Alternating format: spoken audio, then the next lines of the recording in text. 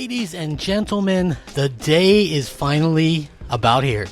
That's right, the PlayStation 5 reveal, the full spec breakdown, everything. Mark Cerny's going to do it tomorrow. Tomorrow. It's going to happen. Noon Eastern, people. This is going to be a huge day.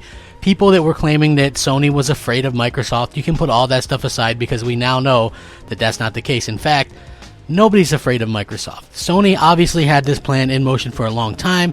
It was probably coincidence that the PlayStation 5 reveal will happen 2 days after the Xbox Series X breakdown.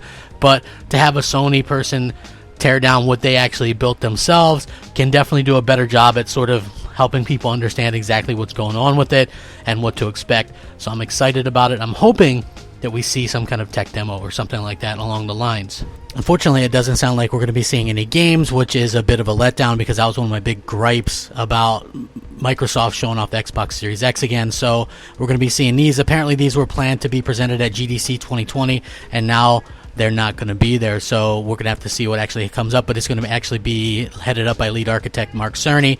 And like I said, this is something that a lot of people have been looking forward to. Don't get your hopes up into thinking that it was something out of fear or something like that. It looks like, you can't just plan something like this overnight. It's not a response to Microsoft. Whether or not we're going to see PlayStation 5 be more powerful, that remains to be seen. But they officially announced it, and it's already more popular and things like that, and more receptive on social media than the entire Xbox thing. But it was funny to see that they took away Microsoft's thunder so quickly. So that's very, very cool and very, very important. And again, we have like instances of Sony Studios calling it the world's fastest console. I was talking about that as well. It looks like it is going to be faster than the Xbox Series X. But, I think most people really kind of want to see the games and how the games work out. And as far as I'm concerned, that's the most important thing.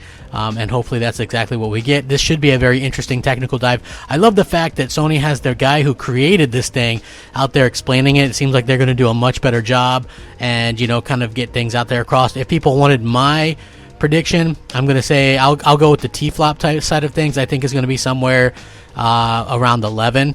Maybe 11.3. I tend to kind of lean that way. I think RDNA 2, obviously, since they're going to be doing the hardware accelerated ray tracing, and you need that to be able to do that.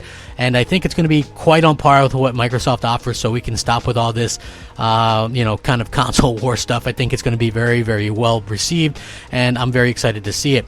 I will link the article. Let me know what you guys are expecting, what you want to see, how Microsoft should be feeling. If you're an Xbox fan, do you like the fact that you had like less than a day to be excited? Let me know in the comments below. Thanks for watching. Rack 'em up. Crapgamer out.